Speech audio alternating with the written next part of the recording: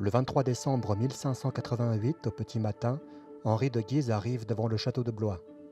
Le roi l'a convoqué là où les états généraux doivent être réunis. Henri de Guise traverse la cour du château jusqu'à la grande porte, où un valet vient à sa rencontre. Le duc affirme que le roi l'attend, mais le valet lui répond que sa majesté n'est pas encore levée et l'invite à patienter dans la salle. Il fait froid. Il n'est pas encore 7 heures. De Guise accepte d'attendre tout en exigeant qu'on fasse du feu et qu'on lui apporte de quoi déjeuner. Il s'assied sur un banc, frissonnant, n'ayant pas dormi de la nuit. La veille au soir, il reçut un message l'avertissant que cette entrevue était un piège, que le roi voulait le faire assassiner. Il n'y croit pas. Lui, Henri, duc de Guise, se considère comme l'homme le plus puissant de France. Le valet revient avec des fruits secs, que de Guise accepte avec un bref remerciement. Il peut enfin avaler un semblant de repas. La salle est vide et l'horloge sonne 7 heures. Parmi les fruits, il découvre un billet. Il le déplie et lit ces mots. N'y allez pas. Il hausse les épaules, abandonne le message dans l'assiette et se persuade, non sans une pointe de mépris, que le roi est trop lâche pour lui faire du mal. Le valet revient une nouvelle fois pour annoncer que le roi l'attend enfin. De Guise ironise. Le petit Henri III est donc enfin levé et habillé. Se tournant vers le valet, il lui demande d'un ton amusé quelle tenue le roi a choisi pour accueillir son lieutenant général. Le valet gêné répond qu'il l'ignore. De Guise insiste, suggérant qu'il refuse peut-être de répondre, mais le jeune homme affirme avec fermeté qu'il obéit à son roi. De Guise met fin à l'échange en lui ordonnant de le conduire auprès du souverain. Le duc suit le valet, monte un étage, puis un autre, jusqu'à un couloir étroit. Le serviteur lui indique que le cabinet vieux du roi se trouve de l'autre côté et l'invite à traverser. D'un pas vif, De Guise avance vers le lieu de rendez-vous. Il est presque au bout du couloir lorsqu'il entend un bruit derrière lui. Se retournant, il croit d'abord s'adresser au roi, mais une voix lui répond que ce n'est pas le souverain, mais Loignac. Surpris, De Guise n'a pas le temps de réagir, que Loignac lui lance qu'il a été bien naïf de croire qu'un homme puisse dicter sa loi à un roi. Le duc se retrouve alors encerclé. Ils sont 8, des minions du roi, membres des 45, les spadassins de sa majesté. L'un d'eux lui reproche de n'avoir pas écouté les avertissements, rappelant que même le valet avait glissé un mot dans son repas. Un autre évoque sa maîtresse qui l'aurait également prévenu. Tous insistent. D'autres encore lui avaient conseillé de ne pas venir.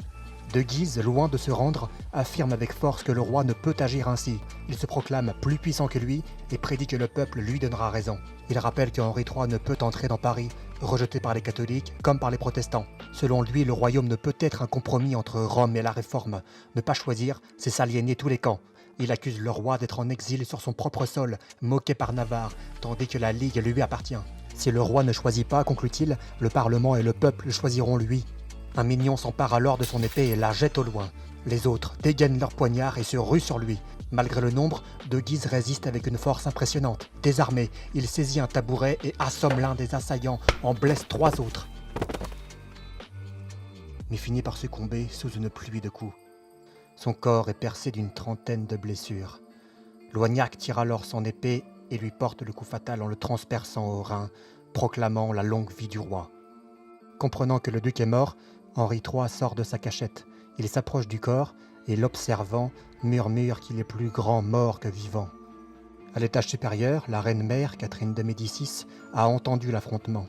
Elle soupire, se souvenant qu'elle avait déconseillé cet assassinat. De Guise était trop populaire auprès des catholiques. Un valet lui apporte un message qu'elle saisit et lit à haute voix. On lui annonce que son fils va être enfin roi, avant de conclure amèrement. Roi de quoi? Roi de rien. Elle comprend aussitôt que son fils vient de se rendre profondément impopulaire auprès des partisans de la Ligue. En bas, le roi organise déjà la suite. Pris d'une agitation fébrile, il ordonne qu'on arrête la mère et le fils du duc, qu'il veut voir enfermés. Il affirme qu'il ne veut plus de cette famille et qu'il est désormais le seul roi. Loignac lui demande alors ce qu'il faut faire du frère de Guise, le cardinal de Lorraine. Le roi ordonne de le tuer au plus vite. Loignac hésite, rappelant qu'il s'agit d'un homme d'église. Le roi balaie l'objection, affirmant qu'il est d'abord membre de cette famille. Il souligne qu'ils viennent déjà d'assassiner un prince et refuse d'entendre parler de scrupules pour un prêtre. Loignac insiste, disant que cela lui est impossible. Le roi furieux refuse de lui pardonner, rappelant qu'en tant que membre des 45, ils doivent obéir sans discuter et qu'il n'avait pas tant de scrupules dans d'autres circonstances. Si ces hommes les plus fidèles refusent, dit-il, il se tournera vers les pires, vers ceux qui tuent pour de l'argent. et il ordonne qu'on fasse venir cet homme. Un individu finit par arriver, plus proche d'un lansquenet que d'un noble. Le roi lui ordonne de tuer le cardinal de Lorraine dès le lendemain, et lui jette une bourse d'or pour acheter son silence. L'homme attrape la bourse, s'incline et se retire. Henri III se tourne alors vers ses mignons et leur ordonne de partir. Il souhaite rester seul avec le corps du duc et les appellera lorsqu'il aura terminé.